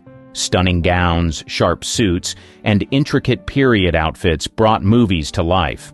But behind the scenes, wardrobe maintenance was a hygiene disaster. Studios saw costumes as investments, reusing them relentlessly with little thought to cleanliness. Even the biggest stars weren't spared. Joan Crawford and Bette Davis, icons of their time, often wore spot-cleaned outfits drenched in sweat from intense stage lights. Washing delicate fabrics like silk or sequins was considered too risky. Instead, costumes were steamed and sprayed with perfume to mask odors. This quick fix didn't remove bacteria, leaving actors stuck in musty, uncomfortable clothing. Extras had it worse. Historical epics like Gone with the Wind, 1939, required layers of elaborate costumes, corsets, petticoats, and military uniforms. These pieces were shared across productions and rarely cleaned. During Gone with the Wind, many extras suffered rashes and itching from unwashed undergarments. Studios brushed off complaints, showing how little they cared for the comfort of lower-tier workers. Animal costumes and furs were another nightmare. Popular in historical and fantasy films, they soaked up sweat and grime during long shoots. Washing them wasn't an option without ruining the material, so they turned into breeding grounds for bacteria. Actors wearing these costumes often described the smell as unbearable. Studios predictably ignored the complaints. Some stars fought back. Claudette Colbert, while filming It Happened One Night, 1934, refused to wear shared undergarments. She demanded freshly made items and used her star power to secure better treatment. Unfortunately, most actors, especially extras, lacked the clout to push for change. The lack of hygiene in costume departments was an open secret. For decades, glamorous outfits on screen hid the uncomfortable reality faced by those who wore them. It wasn't until unions began advocating for higher standards in the mid-20th century that real improvements were made. Until then, Hollywood magic came with a heavy and dirty price: makeup, mercury, and the health risks. Makeup in old Hollywood was both a blessing and a curse. It created the iconic looks that defined the era, but came with serious risks. Toxic ingredients and poor hygiene made it a health hazard for actors. The use of dangerous ingredients like lead and mercury was common. Lon Chaney, known for his roles in silent horror films like The Phantom of the Opera, 1925, relied on white face paint packed with lead. It gave him the ghostly look he needed but caused severe skin problems. Over time, the damage was permanent. Chaney, like most actors, accepted this as part of the job. Makeup tools were another issue. Brushes and sponges were shared without cleaning, making infections inevitable. Jean Harlow, the blonde bombshell of the 1930s, developed an eye infection during Dinner at 8, 1933, thanks to contaminated tools. Extras had it worse. They often used leftover products from the stars with zero regard for hygiene. One of the most shocking cases was Buddy Ebsen, cast as the Tin Man in The Wizard of Oz, 1939. His aluminum-based makeup caused severe respiratory issues, forcing him to leave the role. Instead of addressing the safety concerns, the studio simply replaced him. Jack Haley, his replacement, was given a paste version of the makeup. While safer than powder, it still caused discomfort. The message was clear: actors were replaceable. Safety wasn't a priority. Speaking out was risky. Actors who complained were labeled difficult, which could end their careers. It wasn't until the mid-20th century that regulations began addressing these dangers. By then, many stars had already paid the price. The flawless faces of old Hollywood hit a harsh reality. Beneath the glamour was an industry willing to sacrifice its stars' health for perfection. Those shimmering eyes and perfect lips came at a far greater cost than audiences ever realized. Dark side of hair departments. Hair departments in old Hollywood had one goal: perfection. But behind the glamorous styles, hygiene and safety often took a back seat. Stylists worked tirelessly to transform actors, but their methods were far from clean. Shared tools were a constant problem. Combs, brushes, and curling irons were rarely sanitized even when used on dozens of actors. Head lice outbreaks were common, especially among extras in big productions. During Cleopatra, 1963, extras complained of itching and scalp irritation from reused wigs and hairpieces. Leading actors got slightly better treatment, but infections were still a risk. Chemical hair treatments were brutal. Actresses like Rita Hayworth endured intense processes to meet Hollywood's beauty standards. Hayworth's signature red hair required frequent bleaching, leaving her scalp raw and her hair brittle. She later admitted it was painful, but felt it was necessary to keep her career alive. Many actresses suffered in silence, knowing they had little choice. Wigs and hairpieces added to the misery. These were reused across productions with minimal cleaning. Judy Garland, while filming The Wizard of Oz, 1939, had to wear a tight wig cap to hide her natural hairline. It caused severe irritation, but her complaints were dismissed as trivial. Actors rarely had control over their hairstyles. Studios dictated every detail of their appearance. Refusing a treatment or style risked being labeled difficult, a career-ending accusation at the time. Change didn't come quickly. It wasn't until unions stepped in that hair departments began improving hygiene and safety. Before that, actors bore the brunt of unsafe practices, all in the name of looking flawless on screen. The iconic hairstyles of old Hollywood dazzled audiences, but they came at a cost. Beneath the perfectly coiffed waves and glamorous updos was an industry willing to sacrifice its stars' health for the sake of beauty, water woes, and bathing blues.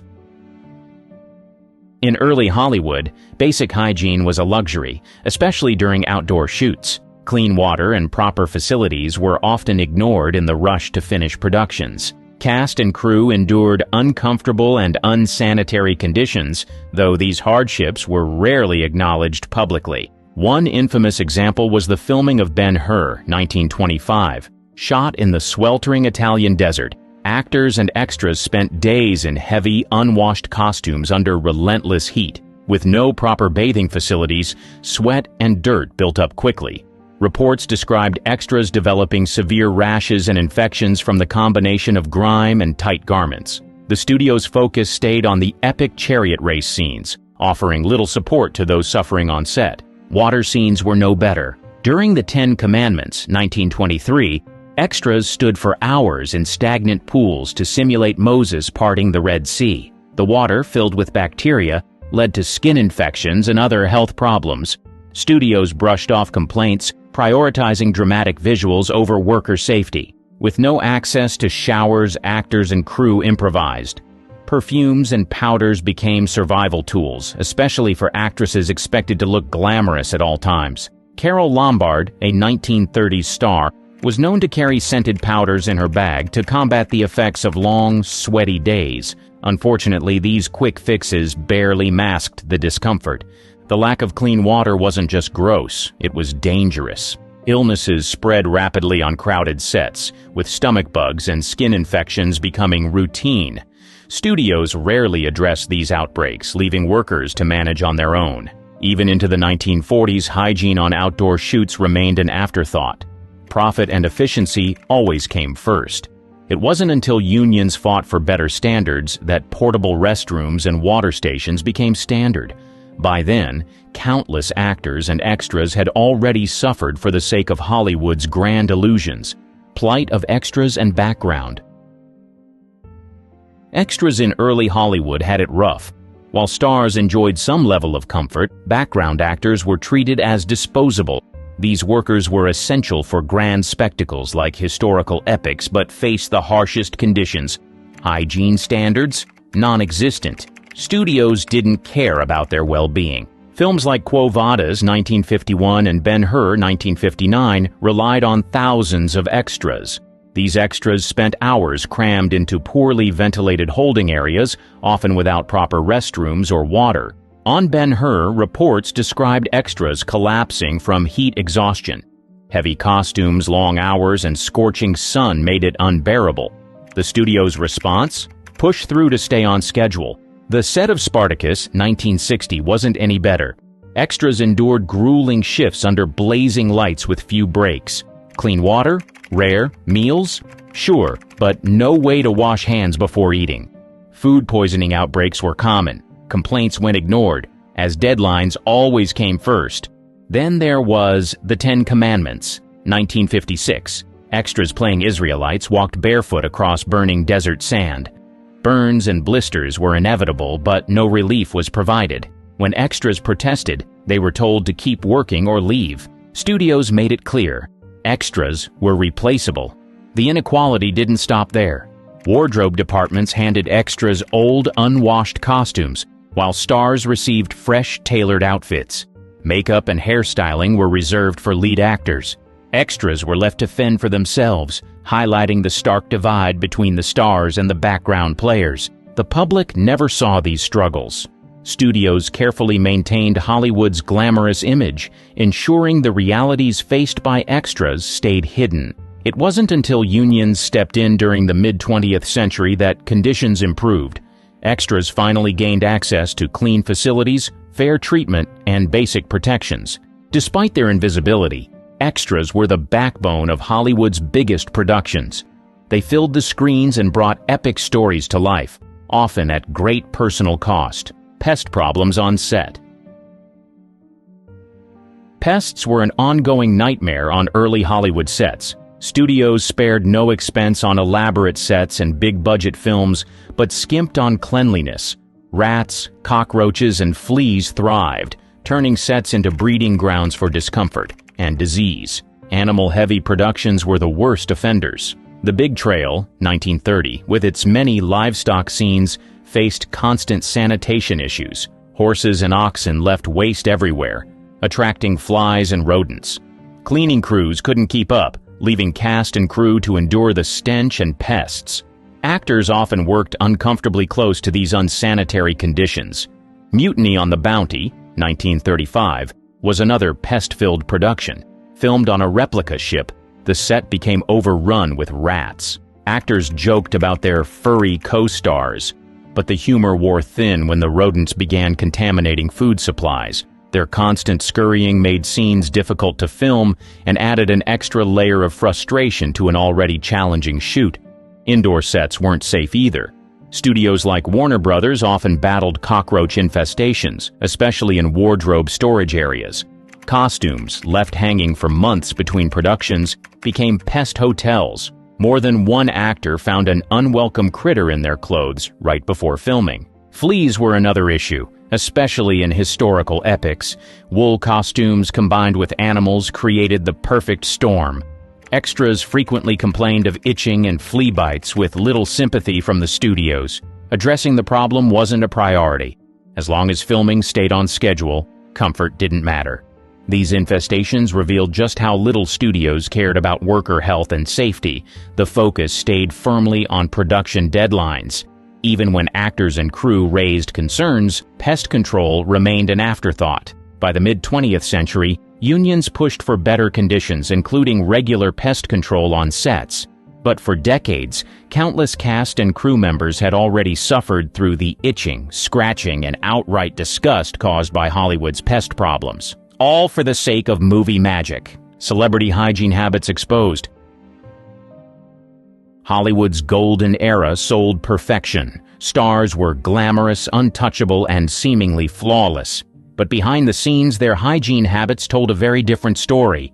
Studios worked overtime to hide these quirks, preserving the illusion of untarnished beauty. Take Clark Gable, for example. Known as one of Hollywood's greatest leading men, he had a not-so-charming secret: bad breath. The culprit? Poor dental hygiene and gum disease. During Gone with the Wind, 1939, Vivien Leigh reportedly dreaded kissing scenes with him and complained about it to the crew. Still, the studio brushed off the issue to keep Gable's heartthrob image intact. Marilyn Monroe, the epitome of beauty, had her own surprising habits. She often slept in her makeup, rarely taking it off after long days. This led to frequent breakouts, requiring makeup artists to work overtime to conceal blemishes before filming. Thanks to studio-backed beauty teams, her on-screen glow remained untouched by her off-screen routines. Charlie Chaplin, known for his genius, wasn't so keen on personal grooming. He was said to skip baths during busy shoots, focusing entirely on his work. While his behind-the-scenes habits were less than pristine, audiences never saw it. His lovable tramp character stayed as charming as ever. Even Greta Garbo, a symbol of elegance, dealt with hygiene struggles. Low-quality makeup products of the time worsened her skin problems. Combined with her aversion to strict skincare routines, it wasn't an easy fix. Studios provided her with exclusive treatments to keep her screen image flawless. These anecdotes reveal the gap between Hollywood's polished image and its stars' real lives. Studios controlled every detail of public perception, ensuring audiences saw only the glamour. While these habits might seem shocking now, they remind us that even old Hollywood's icons were human. Behind the glitz, they were just people with quirks and flaws. The carefully crafted mystique kept audiences in awe, never questioning the less glamorous truths. When standards began to change. By the 1950s and 1960s, Hollywood finally started cleaning up its act, literally. Decades of unsanitary practices tolerated in the name of profit were being challenged. Unions, advocacy groups, and a growing focus on worker rights pushed studios toward change. Progress was slow, but it was significant. One big shift came in makeup departments. Shared tools like brushes, sponges, and powder jars were replaced with personal makeup kits. Artists were required to sanitize their tools and create individualized kits for each actor. This simple change dramatically reduced the skin infections and eye irritations that had plagued stars for years. Wardrobe departments followed suit. Costumes were no longer treated as sacred relics.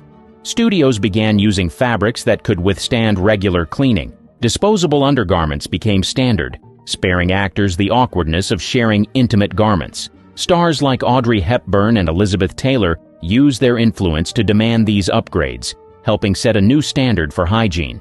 Set facilities also improved. Portable restrooms, clean water stations, and shaded rest areas became common on outdoor shoots. Productions like Lawrence of Arabia, 1962, filmed in remote deserts, took extra steps to ensure cast and crew had access to clean and functional facilities. Conditions were far from perfect, but compared to the days of buckets and barren landscapes, it was a major step forward. Unions like the Screen Actors Guild, SAG, led the charge. SAG introduced rules requiring studios to provide sanitary conditions and protect workers' health. These new standards extended to extras and background actors, ensuring even the most overlooked workers were treated better. Despite the progress, challenges remained. Pests, illnesses, and grueling hours still tested cast and crew, but Hollywood had come a long way from its early days of filth and neglect. The reforms of the mid-20th century laid the groundwork for a cleaner, safer industry.